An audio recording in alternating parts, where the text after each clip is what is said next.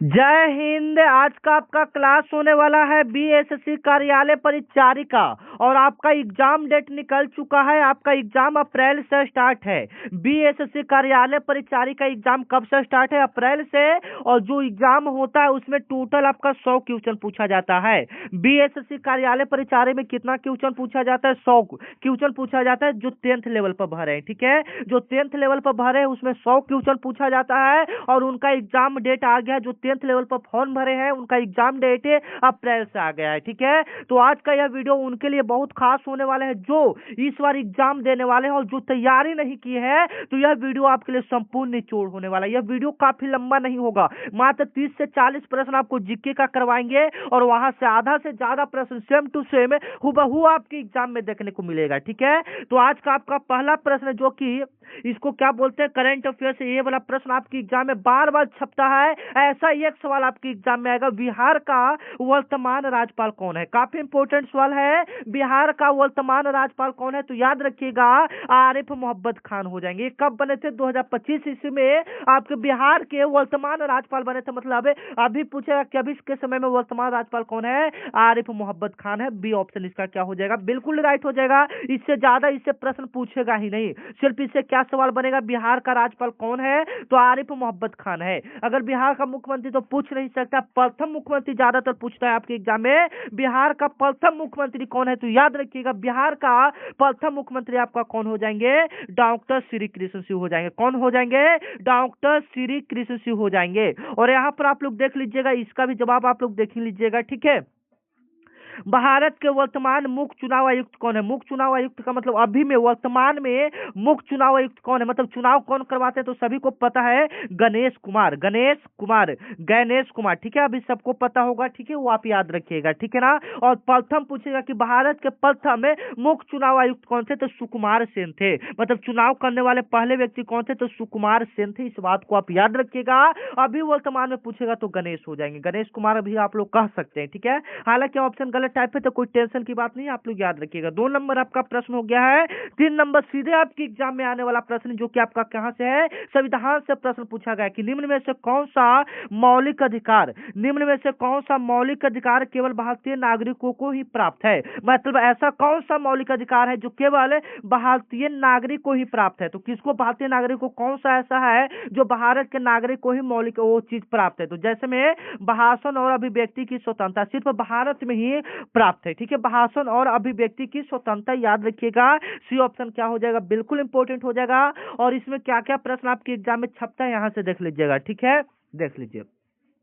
सबसे पहले अनुच्छेद 370 का संबंध किससे? अनुच्छेद 370 का संबंध किससे है? जिनको जिनको पता है जवाब दीजिए तो कमेंट में। अनुच्छेद 370 का संबंध किससे है? जम्मू कश्मीर से। किससे है? जम्मू कश्मीर से। याद रखिएगा, ये आपके एग्जाम के लिए काफी इंपोर्टेंट सवाल है। ठीक है, आ गया ये 4 नंबर तो और भी काफी इंपोर्टेंट है जो कि सीधे आपके एग्जाम में छपेगा। जालियांवाला बाग हत्याकांड किस वर्ष हुआ था? जालियांवाला बाग हत्याकांड किस वर्ष हुआ था? तो सभी बच्चे को पता है 1919 ईस्वी में हुआ था। अगर पूरी डेट की बात करें तो 13 अप्रैल 1919 ईस्वी को जालियांवाला बाग हत्याकांड हुआ था। 13 अप्रैल 1919 ईस्वी को क्या हुआ था? जालियांवाला बाग हत्याकांड हुआ था। ये सॉरी, सी ऑप्शन इसका क्या हो जाएगा? बिल्कुल करेक्ट हो जाएगा। C option is the right answer. Jallianwala Bagh हत्याकांड कब हुआ था? 13 अप्रैल 1919 ईस्वी को हुआ था। आप याद रखिएगा। अब 1920 ईस्वी पूछेगा, 1920 ईस्वी में क्या हुआ था? तो 1920 ईस्वी में आपका असहयोग आंदोलन हुआ था। कौन सा आंदोलन? असहयोग आंदोलन आपका कब हुआ था? 1920 ईस्वी में। ठीक है, काफी इंपोर्टेंट है, आपके एग्जाम में ये सवाल पूछ सकता है। 1917 ईस्वी में आपका चंपारण सत्याग्रह या चंपारण आंदोलन हुआ था। ठीक है, आ गया ये 5 नंबर आपका सवाल है जो कि सीधे आपके एग्जाम में आएगा। निम्नलिखित में से कौन सा ऐसा देश है जो गुट निरपेक्ष आंदोलन का संस्थापक सदस्य नहीं है? ऐसा कौन सा देश है जो गुट निरपेक्ष आंदोलन एनएएम का संस्थापक सदस्य नहीं है? ठीक है, काफी इंपोर्टेंट है। भारत हो जाएगा, मिस्र हो जाएगा, यूगोस्लाविया हो जाएगा, लेकिन आपका पाकिस्तान इसका संस्थापक सदस्य नहीं है। डी ऑप्शन इसका क्या हो जाएगा? बिल्कुल राइट हो जाएगा। और ऐसा ही प्रश्न आपके बीएसएससी कार्यालय परिचारी में 1-2 प्रश्न देखने को मिलता है। ठीक है, आगे आ जाइए 6 नंबर आपका प्रश्न है जो कि सीधे आपके एग्जाम के लिए काफी इंपॉर्टेंट है, आप लोग इसका जवाब दीजिएगा। बिहार में पंचायती राज व्यवस्था को संवैधानिक दर्जा किस संशोधन से मिला? काफी इंपॉर्टेंट सवाल है। बिहार में जो पंचायती राज व्यवस्था है उसको संविधान में दर्जा कब मिला? उसको संवैधानिक दर्जा कब मिला? तो याद रखिएगा 73वां संशोधन में मिला था। कौन सा संशोधन में मिला था? 73वां संशोधन में मिला था। और आपको क्लास कैसा लग रहा है एक बार कमेंट में जरूर बताइएगा कि हाँ सर आपका क्लास खराब लग रहा है, अच्छा लग रहा है, क्या लग रहा है, एक बार कमेंट में जरूर बताइएगा। ठीक है, 7 नंबर तो और भी आपकी एग्जाम के लिए काफी इंपॉर्टेंट है। ये वाला प्रश्न आपकी एग्जाम में रिपीट प्रश्न है, बार बार यही प्रश्न आता है। संविधान का जो 8वां अनुसूची है, ऐसे संविधान में टोटल 12 अनुसूची है। कितना अनुसूची है? संविधान में टोटल 12 अनुसूची है, उसमें 8वीं अनुसूची में कितना भाषा शामिल है? तो टोटल 22 भाषा शामिल है। याद रखिएगा डी ऑप्शन क्या हो जाएगा? बिल्कुल करेक्ट हो जाएगा, D option is the right answer. 8 number सवाल है जो कि सीधे आपके एग्जाम में छपेगा। भारत में राष्ट्रीय आय का आकलन कौन करता है? जो भारत का राष्ट्रीय आय है, जो भारत का पूरे एक साल का जो आय होता है उसका आकलन कौन करता है? तो केंद्रीय सांख्यिकी संगठन करता है। केंद्रीय सांख्यिकी संगठन करता है, एनएसओ करता है। कौन करता है? एनएसओ करता है, या इसको शॉर्ट रूप में हम लोग क्या कहते हैं? सीएसओ कहते हैं। क्या कहते हैं? एनएसओ या सीएसओ कहते हैं। ठीक है, काफी इंपोर्टेंट सवाल है। केंद्रीय सांख्यिकी कार्यालय संगठन भी कह सकते हैं, एनएसओ या सीएसओ हो जाएगा। ठीक है, आगे आइए। 9 नंबर सवाल है जो क्या, अच्छा 12 नंबर एक आ गया, कोई दिक्कत की बात नहीं है, आगे आइए। ये सब जो पिल्ला से किए वो आपके एग्जाम के लिए काफी इंपोर्टेंट है, इसमें ज्यादा प्रश्न नहीं करवाएंगे। जो चुना गया है मात्र अभी हम लोग 20 से 35 प्रश्न चुने हैं। ठीक है, जो कि आपके एग्जाम में ये एकदम सेम टू सेम हुबहू देखने को मिल सकता है। ठीक है, तो हो सकता है हम लोग 25 प्रश्न तक करेंगे और आप लोग भी जवाब देने का कोशिश कीजिएगा। ठीक है, और अगर इसका पीडीएफ लेना चाहते हैं तो ग्रुप में आप लोग जुड़ जाएंगे, या कमेंट कर दीजिए एक बार पीडीएफ है, आपका नंबर दे दिया जाएगा, आपको नंबर दे दिया जाएगा। एक बार कमेंट करेंगे, क्या करेंगे? पीडीएफ। जिनको पीडीएफ इस क्लास का चाहिए वो कमेंट कर देंगे पीडीएफ। ठीक है, आगे आइए। भारत में पहली रेलगाड़ी कहां से कहां तक चली थी? भारत में जो पहली रेलगाड़ी है वह कहां से कहां तक चली थी? तो बिल्कुल राइट आंसर क्या रहा है? मुंबई से थाने आ रहा है। मुंबई से क्या रहा है? थाने आ रहा है। भारत में पहली रेलगाड़ी कहां से कहां तक चली थी? मुंबई से थाने की भी चली थी। याद रखिएगा कब चली थी? तो 16 अप्रैल 1853 ईस्वी को, 16 अप्रैल 1853 ईस्वी को भारत में पहली रेलगाड़ी चली थी। याद रखिएगा भारत में पहली रेलगाड़ी कब चली थी? 16 अप्रैल 1853 ईस्वी को मुंबई से थाने के बीच चला था। याद रखिएगा मुंबई से थाने के बीच क्या चला था? रेलगाड़ी 16 अप्रैल 1853 ईस्वी को लगभग 53 किलोमीटर चला था। लगभग कितना किलोमीटर? लगभग 53 किलोमीटर चला था। ठीक है, अगला नंबर क्वेश्चन है जो कि आपके एग्जाम के लिए काफी इंपोर्टेंट है, जवाब दीजिएगा आप लोग।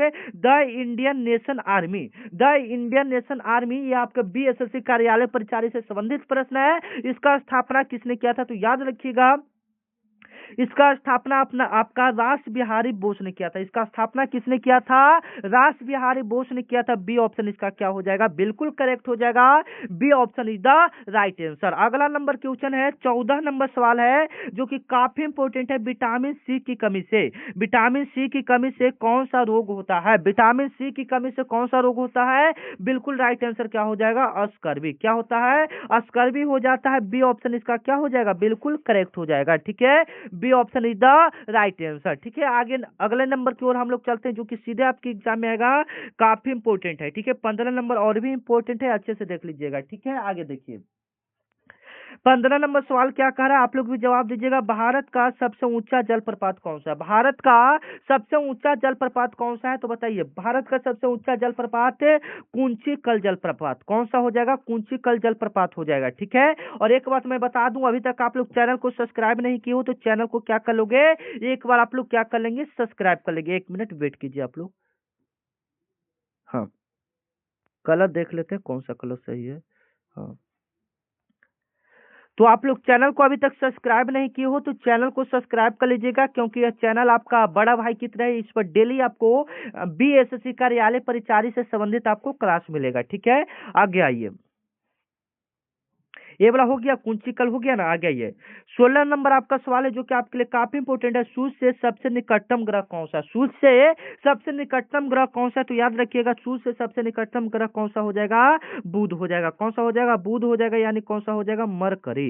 कौन सा हो जाएगा? मरकरी हो जाएगा। आप याद रखिएगा, काफी इंपोर्टेंट सवाल है। ठीक है, अगला नंबर सवाल की ओर हम लोग आते हैं। 17 नंबर आपका सवाल है, भारत का राष्ट्रीय पंचांग किस पर आधारित है? भारत का राष्ट्रीय पंचांग किस पर आधारित है? तो सौर वर्ष पर आधारित है। ठीक है, बी ऑप्शन क्या हो जाएगा, बिल्कुल राइट हो जाएगा। भारत का राष्ट्रीय पंचांग किस पर आधारित है, तो सौर वर्ष पर आधारित है। ठीक है, आगे आइए।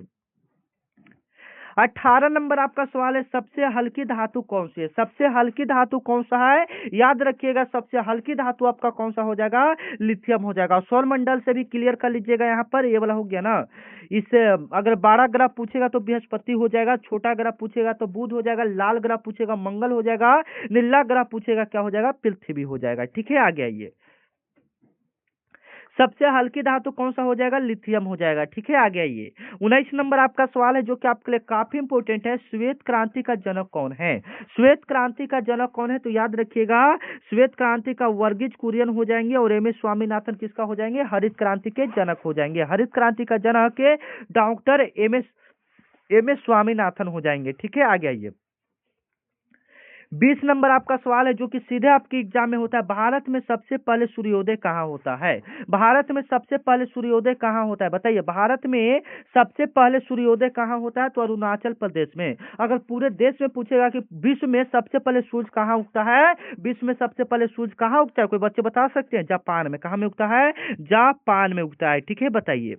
चलिए, इसे सूर्योदय का देश भी कहा जाता है। ये वाला तो सवाल आपके एग्जाम में कई बार पूछा जा चुका है। ठीक है, और अभी आप रात को ये 7-8 बजे वीडियो देख रहे हैं, तो सुबह आपका आज 24 तारीख, डेट याद कर लीजिए, सुबह आपका 24 तारीख का पिछले साल का पेपर का वीडियो आएगा, जिसमें पिछले साल का जो भी प्रश्न पूछा गया है वो आपको सुबह 7 बजे कल करवाने वाले हैं। तो 24 तारीख याद रखिएगा, 24 तारीख को सुबह 7 बजे आने वाला है। ठीक है, तो जिसको जिसको इंतजार है एक बार कमेंट कर दीजिएगा कि हाँ सर लाइए पिछले साल का पेपर। ठीक है, एक बार कमेंट कर दीजिएगा। भारतीय रिजर्व बैंक का स्थापना कब हुआ था, बताइएगा। 1 अप्रैल 1935 ईस्वी को। कब हुआ था, 1 अप्रैल 1935 ईस्वी को आपका भारतीय रिजर्व बैंक का स्थापना हुआ था। इसका राष्ट्रीयकरण की बात करेंगे तो 1949 ईस्वी में इसका राष्ट्रीयकरण हुआ था। ठीक है, आगे आइए। किस गैस को हंसाने वाला गैस भी कहा जाता है? किस गैस को हम लोग हंसाने वाला भी गैस कहते हैं, तो N2O को कहते हैं। ये सी ऑप्शन है, उसको कहते हैं। हंसाने वाला गैस किसको कहते हैं, N2O को कहते हैं, जिसका पूरा नाम क्या होता है, नाइट्रस ऑक्साइड होता है। जिसका पूरा नाम क्या होता है, नाइट्रस ऑक्साइड होता है। जिसका पूरा नाम नाइट्रस ऑक्साइड होता है। ठीक है, याद रखिएगा। ठीक है, CO2 का पूरा नाम क्या होता है, कार्बन डाइऑक्साइड होता है। O2 का पूरा नाम क्या होता है, ऑक्सीजन होता है। SO2 का पूरा नाम क्या होता है, सल्फ्यूरिक ऑक्साइड होता है। ठीक है, आगे आइए। गीत गोविंद के रचयिता कौन है? गीत गोविंद के रचयिता कौन है, तो याद रखिएगा जयदेव। कौन हो जाएंगे, जयदेव। कौन हो जाएंगे, जयदेव। ठीक है, गीत गोविंद के रचयिता कौन हो जाएंगे, जयदेव। और इसी के साथ आपका कभी कभी हो जाता है तो रामायण पूछ दिया, महाभारत पूछ दिया, ये सब कभी कभी पूछ लेता है, तो कोई टेंशन की बात नहीं, आप दोनों को कन्फर्म कर लीजिएगा। ठीक है, आगे आइए। 25वीं करवाएंगे, इसमें ज्यादा नहीं करवाएंगे। ठीक है, वीडियो ऐसे जैसे में काफी लंबा तो हो जाएगा, आपको इंपोर्टेंट प्रश्न 25 ही है इसमें। ठीक है, 25 आपका चुना गया प्रश्न। ये 25 में से कम आपके एग्जाम में हम अगर कहें तो 25 में से कम यहाँ से 10 प्रश्न आपके एग्जाम में सेम टू सेम मिलने का संभावना है, क्योंकि ये प्रश्न हम कई बार के रिपीट प्रश्नों को देखते हुए बनाए हैं। ठीक है, तो भारत का सबसे बड़ा डेल्टा कौन सा है, तो गंगा ब्रह्मपुत्र डेल्टा है। कौन सा डेल्टा है, गंगा ब्रह्मपुत्र डेल्टा। इसको हम लोग कभी कभी सुंदरवन डेल्टा के नाम से भी जानते हैं। ज्यादातर आपका सुंदरवन डेल्टा ही देता है। कौन सा डेल्टा देता है, सुंदरवन डेल्टा ही देता है, जो कि भारत का सबसे बड़ा डेल्टा है, सुंदरवन डेल्टा। और यह पश्चिम बंगाल में, और यह उसी का नाम क्या है, गंगा ब्रह्मपुत्र डेल्टा है। ठीक है, 25 नंबर सवाल देखिए, काफी इंपोर्टेंट है आपका। कभी कभी ऐसा सवाल आ जाता है, कंप्यूटर का मस्तिष्क किसे कहा जाता है? कंप्यूटर का मस्तिष्क किसे कहा जाता है, याद रखिएगा।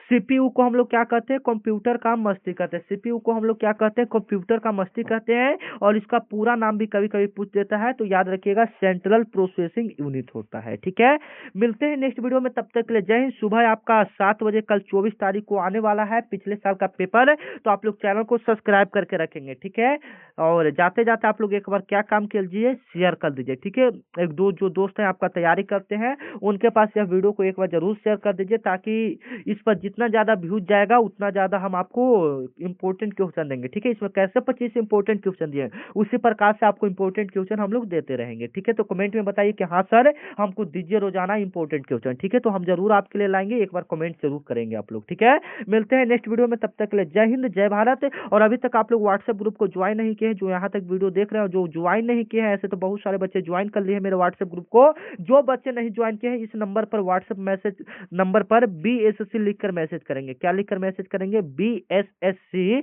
लिखकर मैसेज करेंगे तो इधर से मेरे तरफ से एक लिंक जाएगा, जिस पर क्लिक करेंगे तो आप व्हाट्सएप ग्रुप को क्या कर लेंगे? ज्वाइन करेंगे। ठीक है।